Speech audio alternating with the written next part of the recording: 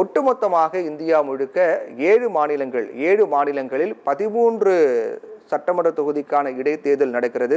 பீகார், மேற்கு வங்கம், தமிழகம், மத்திய பிரதேசம், உத்தரகாண்ட், பஞ்சாப், இமாச்சல பிரதேசம் என 13 மாநிலங்களில், அதாவது 7 மாநிலங்களில் 13 சட்டமன்ற தொகுதிகளுக்கான இடைத்தேர்தல் நடக்கிறது. இதில் மேற்கு வங்கத்தை பொறுத்தவரையில் ஆளும் கட்சியாக இருக்கக்கூடிய திரிணாமுல் காங்கிரஸ், அங்கு மம்தா பானர்ஜி முதலமைச்சராக இருக்கின்றார்.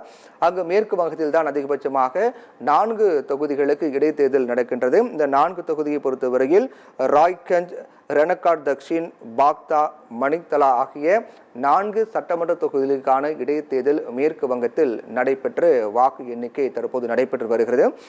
அங்கு மேற்கு வங்கத்தை பொறுத்தவரையில் இந்த இடைத்தேர்தலுக்கான காரணம் என்பது அந்த மணிக்தலா அந்த தொகுதியை தவிர்த்து மற்ற 3 தொகுதியை பொறுத்தவரையில் அங்கு பாஜக சார்பில் வெற்றி பெற்றிருந்தார்கள் வேட்பாளர்கள். பாஜக வேட்பாளர் வெற்றி பெற்றிருந்தாலும் கூட அந்த 3 எம்எல்ஏக்கள், இந்த 3 தொகுதியை சேர்ந்த சட்டமன்ற உறுப்பினர்கள் ராய்கஞ்ச், ரெனகாட் தக்ஷின், பாக்தா ஆகிய 3 சட்டமன்ற உறுப்பினர்கள் திரிணாமுல் காங்கிரஸ் கட்சி இணைந்தார்கள். இதன் காரணமாக அவர்கள் பதவி இழப்பு, அந்த எம்எல்ஏ சட்டமன்ற உறுப்பினர் என்ற பதவி இழப்பு சூழல் ஏற்பட்டு அங்கு அந்த 3 தொகுதிகளுக்கும் இடைத்தேர்தல். மற்றொரு தொகுதியாக இருக்கக்கூடிய மணிக்தலா தொகுதி பொறுத்தவரையில், மணிக்தலா தொகுதி பொறுத்தவரை அங்கு இருக்கக்கூடிய எம்எல்ஏ உயிரிழந்தார்.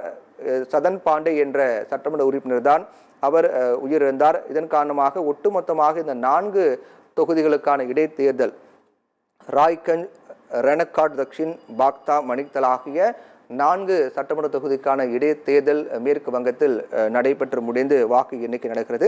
இதுதான் மேற்கு வங்கத்தில் இந்த 4 தொகுதிகளுக்கான இடைத்தேர்தலுக்கான காரணம்.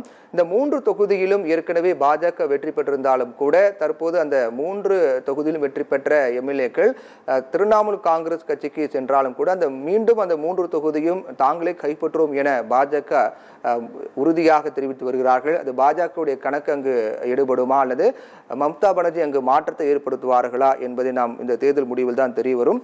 அதே போன்று மற்ற இடங்களாக இருக்கக்கூடிய மத்திய பிரதேசம், உத்தரகாண்ட், பஞ்சாப், இமாச்சல பிரதேசமும் அதிக முக்கியத்துவம் பெற்ற இடங்களாக மாநிலமாகவும் அதில் இருக்கக்கூடிய சட்டமன்ற தேர்தலை பொறுத்தவரை அதிக முக்கியத்துவம் பெற்ற சட்டமன்ற தொகுதியாகவும் உள்ளது.